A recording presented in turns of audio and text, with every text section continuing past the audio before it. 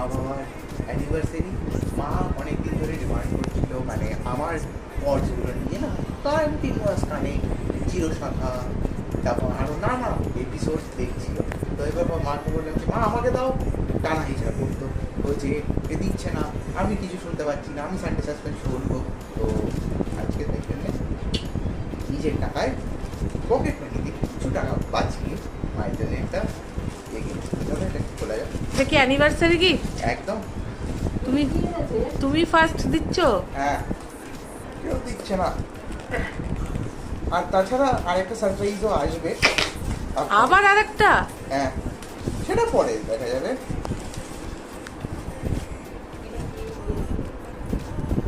এটা হচ্ছে নিউয়েস্টের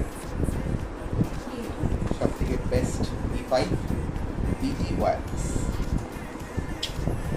This is for you.